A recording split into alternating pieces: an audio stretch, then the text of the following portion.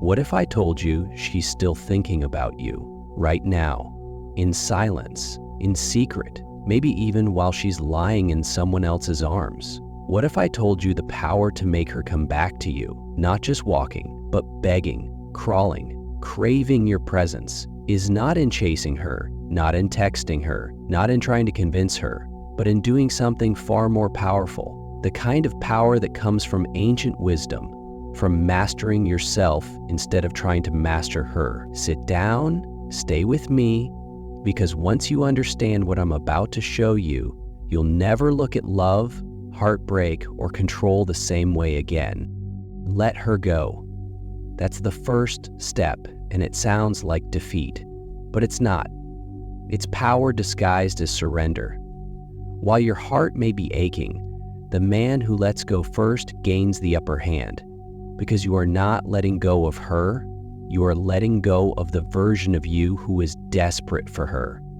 That weak, fearful version who needed her to feel whole. The Stoics taught this first lesson clearly.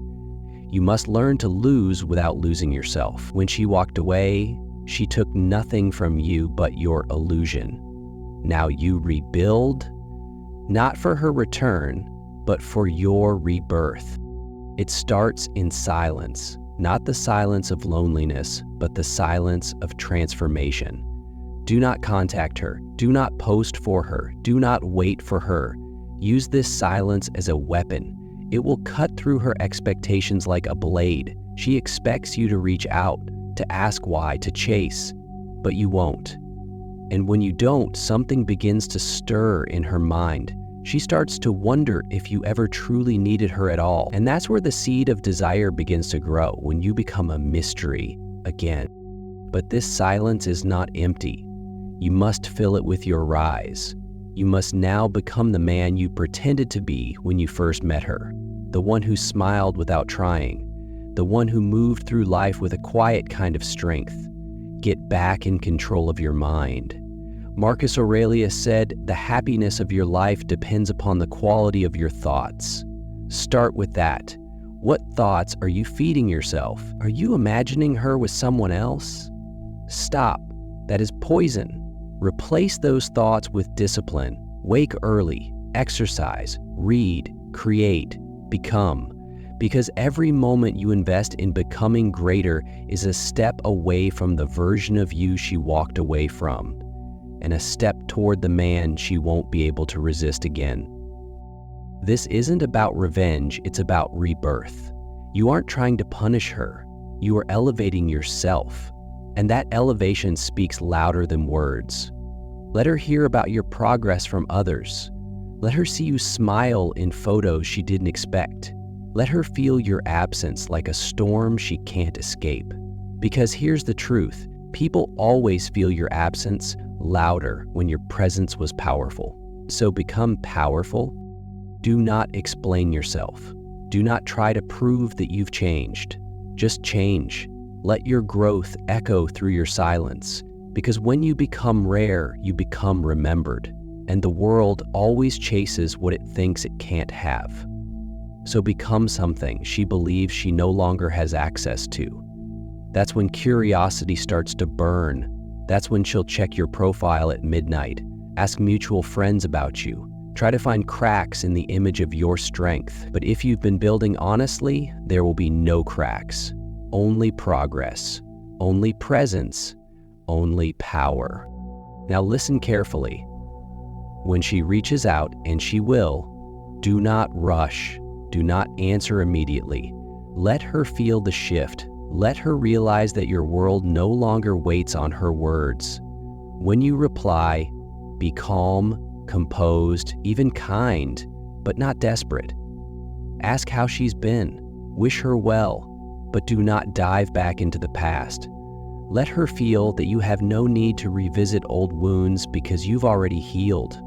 That unsettles people. It makes them question everything. And in that space of quiet confidence, she'll begin to miss something she thought she could live without: your peace. Remember this, emotions are contagious. If you radiate anxiety, she feels it. If you radiate strength, she feels that too. So become a source of calm. Meditate, walk in nature, practice stillness. Learn to enjoy your own company so deeply that being alone no longer feels like a punishment, but a privilege. When you sit in silence and smile, not because of her, but because of you, that's when you become truly attractive. That's when your energy pulls people back, not through force, but through gravity. The Stoics believe that true strength is shown not in how loudly you speak, but in how calmly you respond. So when she tries to test your emotions, do not break, do not rant, do not cry. Listen, nod, respond with clarity. Let her see that she no longer has the power to shake your foundation, and that power, your control over your own emotions, is what will make her feel powerless in front of you. Because the tables have turned, she will begin to wonder, does he still want me? And that question is far more powerful than any answer you could give. This is not a game. This is about reprogramming your life to such a high standard that only those who match that level can remain in it. So don't just work on your body. Work on your spirit. Work on your focus. Work on your vision. Build goals that have nothing to do with her. Plan a trip, start a project, learn a new skill. Because the more you fall in love with your life, the less you'll feel the need to chase love. And that's when love chases you. There's an African proverb that says, when the roots are deep, there is no reason to fear the wind. Become deeply rooted. Know your values. Stand on them. Let her come back to a man who is not trying to impress her, but who impresses himself. Let her meet someone who no longer needs her, but chooses to enjoy her if she qualifies. Yes, you heard right, if she qualifies. Because your standards have risen, you now protect your peace like a king guards his crown. So what happens if she never comes back? That's the question that scares most men. But here's the truth. They never ask what happens if she does come back and you're no longer interested. That's where your power lives. Not in her return, but in your freedom. You are not waiting, you are building. You are not hoping, you are becoming. And becoming is the most attractive thing a man can do.